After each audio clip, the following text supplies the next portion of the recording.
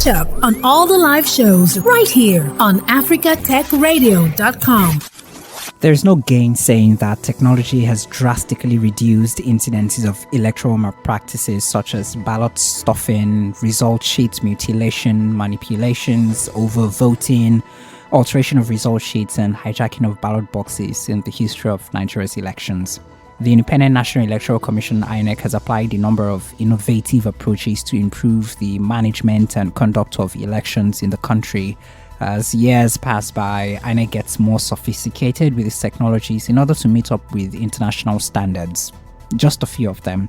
Results show that the introduction of these technologies like the electronic voters register, the automatic fingerprints identification system, and the smart card reader have reduced the incidence of multiple registration and multiple voting to the barest minimum, while the development of e-collation support platform has reduced the incidence of result manipulation at collation centers. Recently in 2021, the discussion around the electronic transmission of results was at the forefront of demands by civil society organizations and other stakeholders. On October 12, 2021, the Senate bowed to pressure and gave the Independent National Electoral Commission (INEC) the sole power to determine the mode of transmission of results. This followed the reversal of its earlier decision that INEC may consider the electronic transmission of results provided national network coverage is adjudged to be adequate and secure by the Nigerian Communications Commission (NCC) and approved by the National Assembly. In a new amendment reflected in Clause 52 of the Electoral Act Amendment Bill, the Senate and the House of Representatives have resolved that voting at an election and transmission of results under this bill shall be in accordance with the procedure determined by the Commission, which may include electronic voting, thereby completing the process of amending the Electoral Act Amendment Bill. On Saturday, November 6, 2021, the people of Anambra State in the southeast of Nigeria went to the polls to elect a governor that would lead the state for the next 4 years.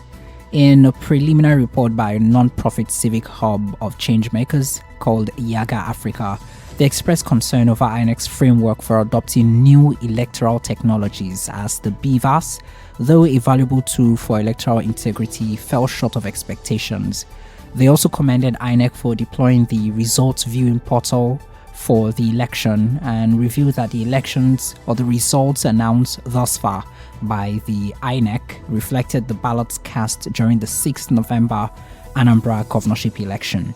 Among other things, Yaga made some recommendations. One, that INEC should undertake an audit of the BVAS and ensure that all the tech glitches with the device are resolved ahead of the supplementary elections to prevent delays and possible disenfranchisement of voters. 2, sanction of all staff accused of complicity and conspiracy with political actors and security agents to falsify election.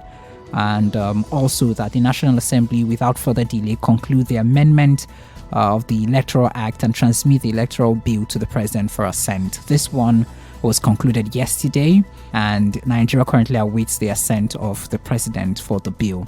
In a build-up to other supplementary elections and the 2023 general elections, today we ask, do elections in Nigeria need more technology or not?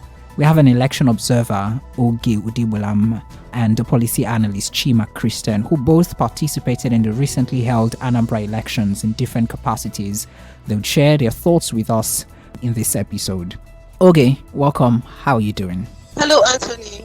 I'm fine. Thank you very much for hosting me on this program. Yeah, it's good to have you here. Chima Christian, how are you doing? Welcome. Thank you for having me. I'm doing exceedingly great. Beautiful. Now, let's start with the ladies, of course. Oge, you were at Anambra just at the recently concluded elections, and I would like to hear from you generally, on a general note, what were the elections like in Anambra? Well, thank you very much. The election turned out to be a very smooth process, non-violent, as was anticipated. People thought it was going to be very violent because of the security threats in the southeast.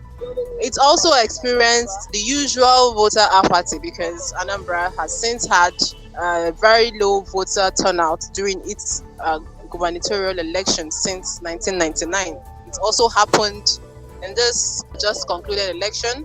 Apparently, maybe people anticipated it because of the sit-at-home order, and when the sit-at-home order was cancelled, people did not really get the information because I guess a lot of people were not on the internet, or people who had got it they still did not believe it was true. So apparently it affected the process. Generally it was fine. The process was smooth, I would say. Okay, now that's from Oge. Chima, what do you think? You also participated in the elections. On a general tone, general note, what your observations on the election? First, the elections went smoothly as expected. I had a lot of analysts on radio, on TV, and on several platforms projecting that there would be violence in Anambra elections. And my reports and reactions then were that these people don't know Anambra State. From 1999 down to 2017, down to 2021, Anambra has never had a history of electoral violence, not even one. What you can accuse us of is that we have a lot of deep pockets who have made contest me for any elective position in Anambra State extremely, and above what is obtainable in other states, including other states in the southeast, expensive. Where, for instance, you can use $1 million to run for office in a neighboring state.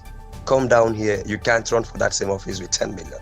So you can accuse Anambra elections of being so expensive, but we've not had that issue of violence. So the Anambra conducted themselves well and then showed and played true to character that we can talk the talk, we can spend the money, but when it comes down to blood, we don't spill blood just for elections.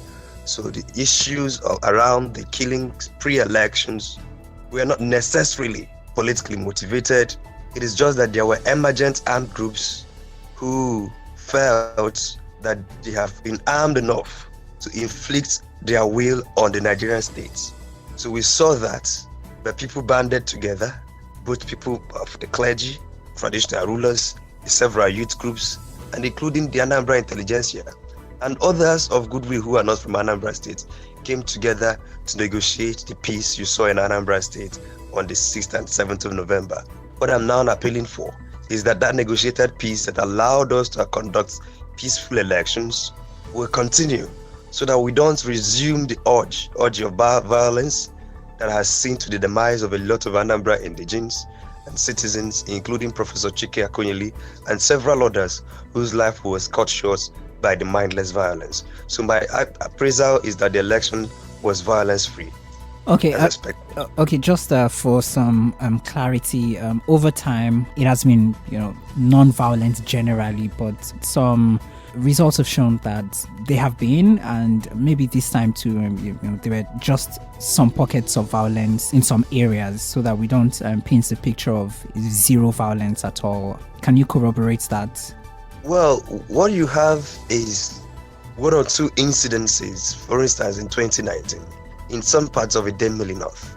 And then you also had that same local government, you had issue of overvoting. But you don't see widespread violence like you see in both pre-election, election, and after election, post-election violence. So Anambra has been peaceful, relatively, because when you're talking about peaceful elections, it's a relative term. There is no way you can guarantee 100% peace. But when you look at the isolated incidents that undercount up to a significant percentage, then you could pass it off as being peaceful. So yes, that is the position. Okay, now you talked about the fact that from 1999, Anambra State has experienced voter apathy. And this is not just an Anambra State thing too. I think it's a Nigerian thing too. Looking at the numbers in this recently concluded election, about 2 million people were registered and just about 500,000 were accredited. That's a lot of people who decided not to come forward to get accredited to vote. How can we get this remaining 1.5 million or remaining 80% of people who have the privilege of voting to actually come out on that day to vote? Well, the issue is not just providing maybe infrastructural things to assist them in voting. The issue is convincing them about the people who they are coming out to vote for. A lot of people have lost trust and hope in Nigeria's leadership. So apparently they get their voters card and they just feel relaxed or reluctant to come out to vote. So they believe the system has failed.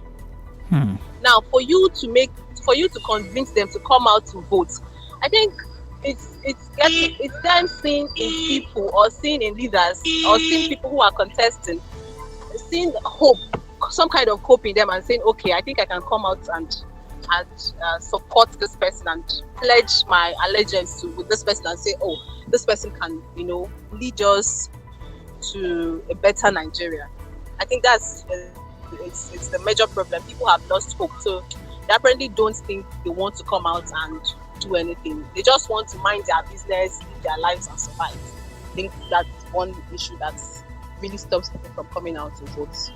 Very interesting. Chima Christian, the youths in Nigeria constitutes about 60% of the population, and these 60% are doing well in fintech, they're doing well in other areas. But when it comes to politics and political leadership and political participation, it seems like these 60% are no longer a majority. How exactly can we move the youths from being passive receivers of whatever good political participation in Nigeria brings to becoming active in deciding what the politics of the land becomes? Truthfully, I think we've lost my own generation. They don't have interest. They are interested in other things, but not politics. And the people who are interested in politics, as my own level generation, they are overwhelmingly, from my interaction, and this is very subjective, more in the negative, more banal, more empty than the people they are angling to take over from. First, we should now try to catch the young people, or maybe in their primary schools, their early secondary schools, to start a deliberate civic education. Our civic education curricula should be deliberately targeting young people to show them and teach them how important it is, civic participation, but in terms of politics, membership of political parties, presenting themselves for office, or even coming out to vote at all, how important it is.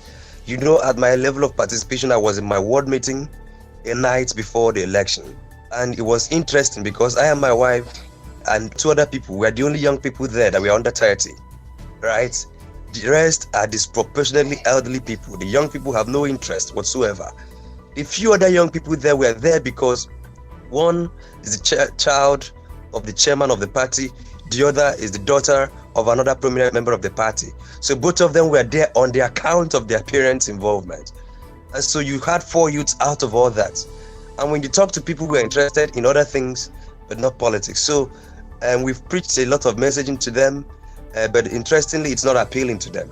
So that's why I think we should leave my generation. The few of us that have caught the bug should push on with what we are doing, but those who have remained apolitical and who may, in their own reasoning, have justifiable reasons to stay so, should be allowed, while we focus and place a lot of emphasis on the younger ones to train them to be civic and responsible citizens of Nigeria.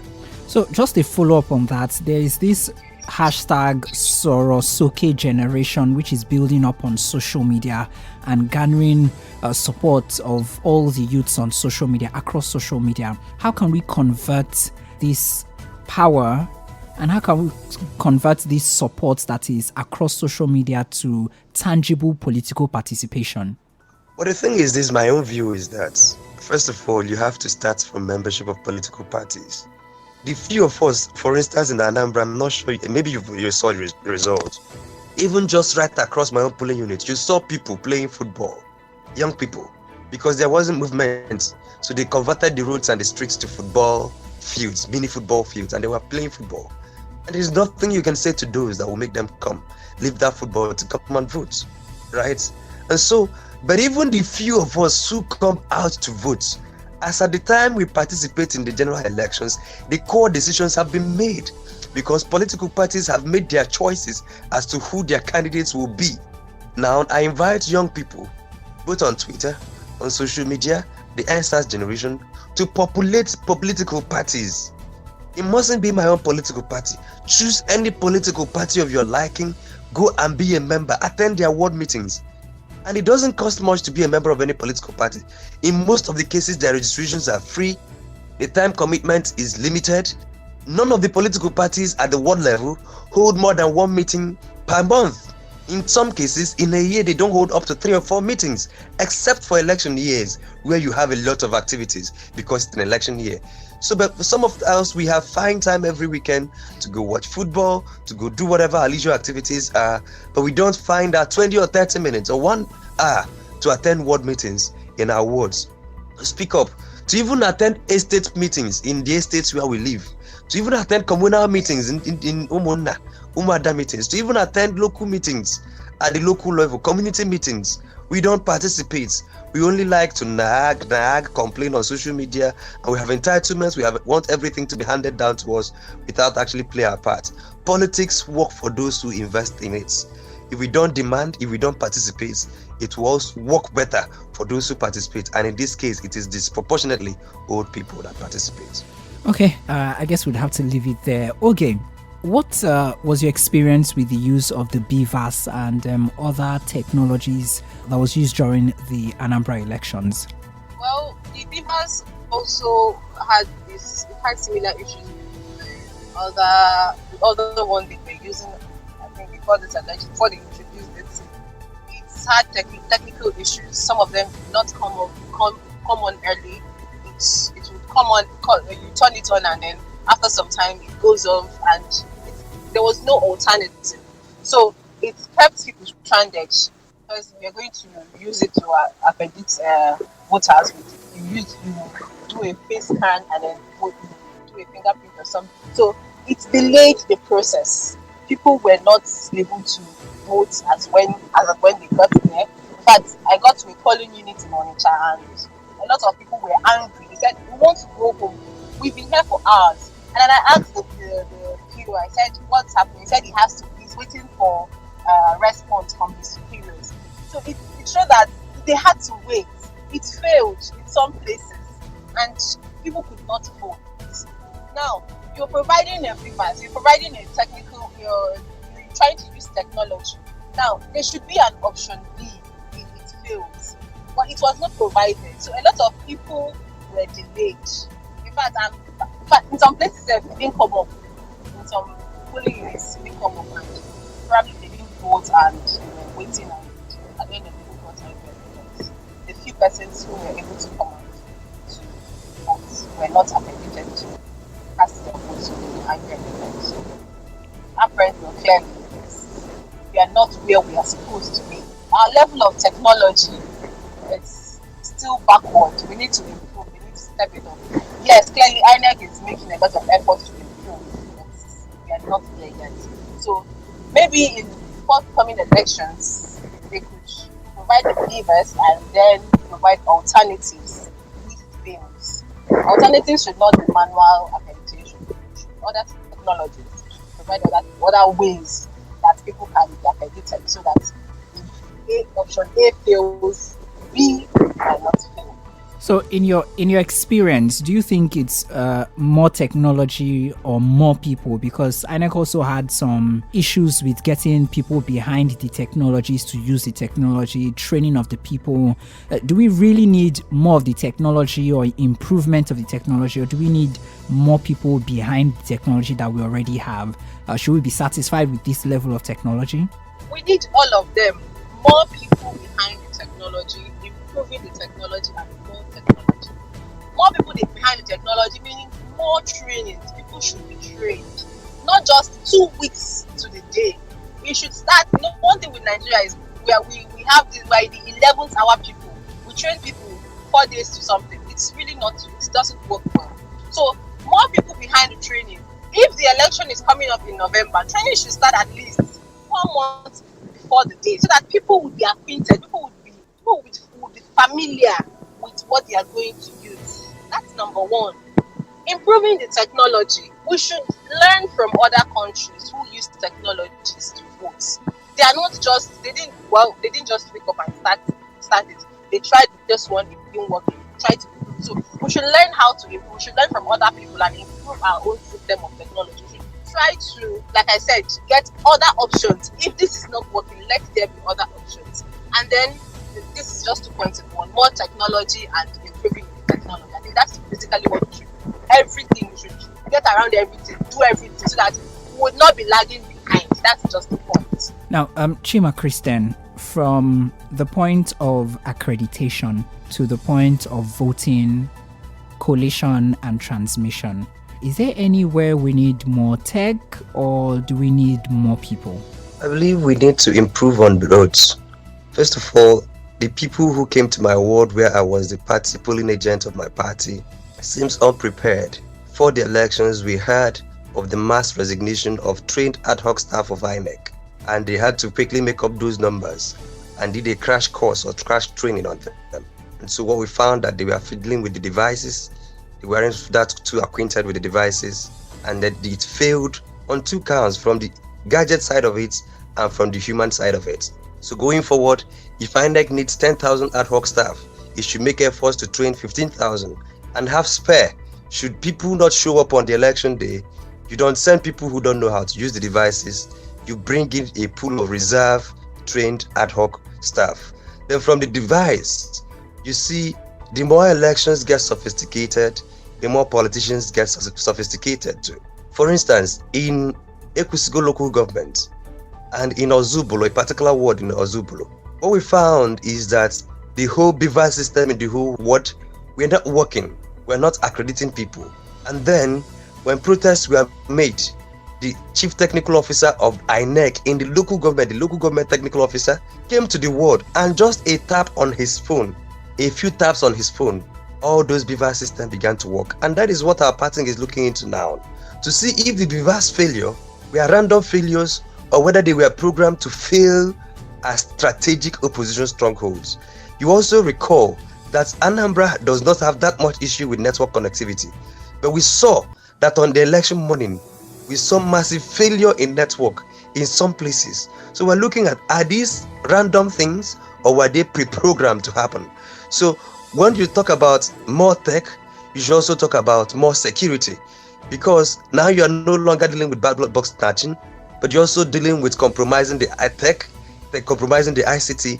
If, for instance, the technical officer, the local government technical officer of INEC could have access as to whether or not the BVAS systems will work in that ward, that means that they could, under some instruction, prevent it from working in some places while they allow it to work well in other places. So these things are, we are still at the early stage of implementation of technology. And I will say this, remember when telephone came out in Nigeria, it was Nokia 3310. You can barely, it was, I think it started from Nitel, landline. We now moved to 3310. We now moved to a Symbian phone. We're now in Android and Smart and iOS. So where we are in election technology, in electronic transmission, electronic verification of voter identity, we are still in the old Sajem days. We're still in the old Sajem days, comparatively. So this is just the beginning. We will not throw away the baby with bathwater. What we say is that both the human side of it and the tech side of it must be continuously worked on to improve. Thankfully, INEC has a lot of years ahead of 2023 general elections. They should review and do a holistic audit of what happened in Anambra State so that it will inform the agency on how to better manage future elections in Nigeria. But I find that this is quite an improvement on the old ways, but the improvement is largely not enough. It should be a process of continuous and constant improvement. Beautiful. I guess that's how we would wrap it up for today, because Yaga Africa, just like you said, announced that for now, a ballot cast actually reflects the announcements by INEC, reflects the ballot cast during the 6th November Anambra governorship election, and we hope that the INEC can build on the gains of this election on others. As the Nigerian House of Assembly passes the amended Electoral Act, it is believed that the incorporation of information and communication technology in Nigeria's electoral process will further reduce excessive electoral fraud and inaccuracies to the barest minimum and also foster credible elections. Thank you very much, Oge Odibulam, for coming on to share your insights with us today. Thank you, Tony, for hosting me. And thank you, Chima Christian. It was a good time. Thank you for having me. Thanks for listening, and don't forget to catch up on all the live shows right here on africatechradio.com.